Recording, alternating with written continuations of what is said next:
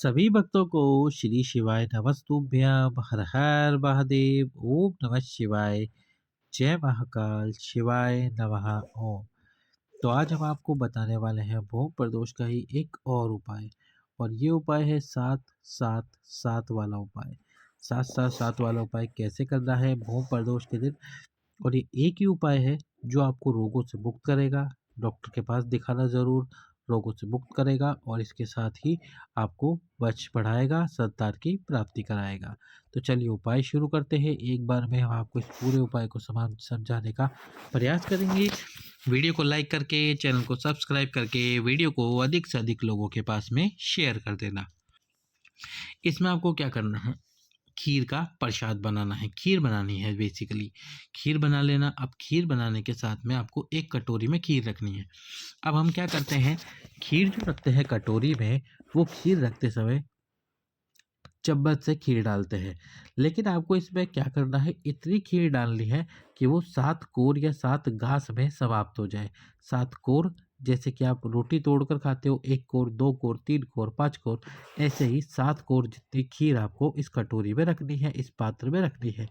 और इसके ऊपर एक बेलपत्र रख देना है। क्या करना है, एक बेलपत्र खीर के ऊपर। और जब खीर के ऊपर बेलपत्र रखोगे तो आपको बेलपत्र रखते समय 2 नाम लेने हैं, पिपलेश्वर महादेव और साथ में लेना है आपको तुबरुकेश्वर महादेव। अब आपको उपाय करने जाना है उस खीर को लेकर और साथ में एक कलश जल लेकर भगवान शंकर के मंदिर में। शिव जी के मंदिर में जब आप जाओगे तो शिव जी के मंदिर में जाकर सबसे पहले तो जो कटोरी है उसको भगवान शंकर के सम्मुख में रख देना, इसमें जो बेलपत्र है। अब दक्षिण दिशा में पहुंच जाना। दक्षिण दिशा में पहुंचकर सबसे पहले जब आप दक्षिण दिशा में पहुंचोगे तो इस प्रकार से भगवान शंकर के शिवलिंग के सम्मुख में रहोगे और कटोरी यहाँ पर रखी होगी। शिवलिंग के सम्मुख में यानी कि दक्षिण दिशा में खड़े होकर आपको पिपलेश्वर महादेव का स्मरण करना है। किसका, पिपलेश्वर महादेव का। और उसके साथ ही स्मरण करना है तुबरुकेश्वर महादेव का। ये दोनों नाम आप बिल्कुल भी मत भूलना, पिपलेश्वर महादेव और तुबरुकेश्वर महादेव। अब आपको क्या करना है, जो बेलपत्र कटोरी के अंदर रखा हुआ था उस बेलपत्र को यही पिपलेश्वर और तुबरुकेश्वर महादेव के नाम से शिवलिंग पे समर्पित कर देना है। बेलपत्र की डंडी जलाधारी की तरफ, भगवान शंकर की तरफ, आपके विपरीत में। अब आपके पास में है एक कलश जल। इस एक कलश जल को 7 बार शिवलिंग के ऊपर गिराना। जो बेलपत्र आपने समर्पित करा है उस बेलपत्र के ऊपर कितनी बार, 7 बार। 7 बार में पूरा जल भी समाप्त हो जाना चाहिए, इस बात का ध्यान रखना। जब आप 7 बार जल समर्पित कर दो तो आपको ये बेलपत्र शिवलिंग से उठा लेना है और जो कटोरी आपने रखी थी शिव जी के सम्मुख में वो उठा लेनी है, जिसके अंदर प्रसाद है, जो कि खीर आपने बनाई है। खीर बनाई हो, कोई हलवा बनाया हो, कुछ भी बनाया हो आपने, इस बात का जरूरी नहीं है खीर हो, आप हलवा भी बना सकते हैं। फिर आपको उस कटोरी और बेलपत्र को लेकर आपके घर पे प्रवेश करना है। क्या करना है आपको, आपके घर में प्रवेश कर जाना है आपके घर में। प्रवेश करते से ही आपके पास में जो बेलपत्र है उस बेलपत्र को आपको सबसे पहले तो खा लेना है। बेलपत्र को खा लीजिए। इसके बाद में जो आपके पास में खीर वाला प्रसाद है उस खीर वाले प्रसाद को 7 बार यानी कि 7 बार में समाप्त कर देना है। 7 बार में खा लेना है। 7 बार में जब खाओगे और जब अंतिम बार यानी कि 7वीं बार खा रहे हो तब आपको क्या करना है, एक कलश पे जल भरना अपने घर में से। और जल भर के जब आप 7वीं बार खाओ तो उस जल को 7 बार पी लेना। कितनी बार पी लेना, 7 बार। 7 बार उस जल को पी लेना। बाबा से प्रार्थना करना, पिपलेश्वर महादेव से प्रार्थना करना। और यदि आप वंश वृद्धि के लिए करना चाहते हो तो यही सेम उपाय पति से भी करवा लेना। यानी कि रोग मुक्ति के लिए कर रहे हो तो एक ही व्यक्ति करना, और यदि पति पत्नी दोनों वंश बढ़ाने के लिए करना चाहते हैं तो फिर दोनों करना। दोनों अलग अलग कटोरियाँ लेना, 2 बेलपत्र लेना, 2 कलश जल लेना। प्रोसेस और उपाय बिल्कुल सेम टू सेम रहेगा।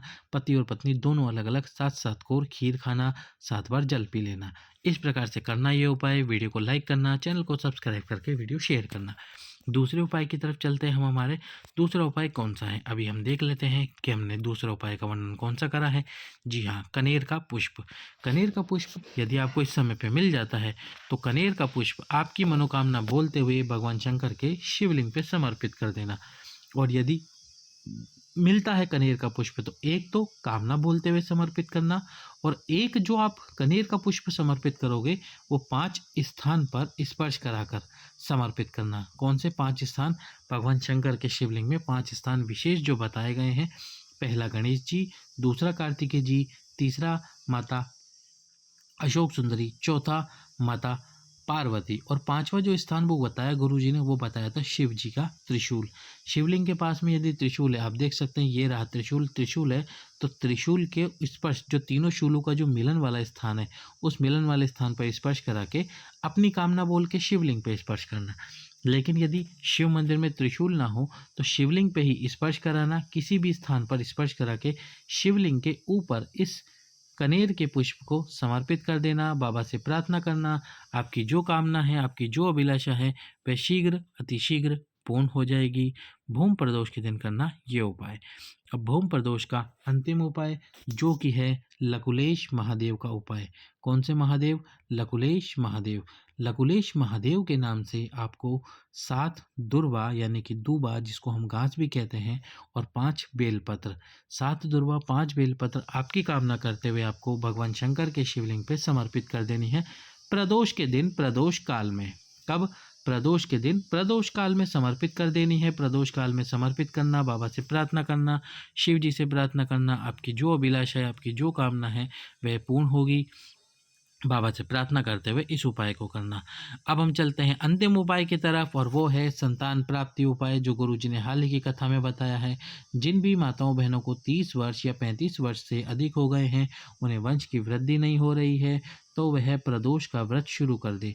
प्रदोष का व्रत शुरू कर दे, और यदि वो नहीं कर सकते पति पत्नी, तो एक दीपक में 2 लंबी बात लगाकर, गाय का घी डालकर या जो घी हो वो डालकर, प्रदोष के दिन प्रदोष काल में दीप प्रज्वलित करना शुरू कर दे। 1 महीने की 2 प्रदोष, और हर महीने की 2 प्रदोष को उपाय करते चले।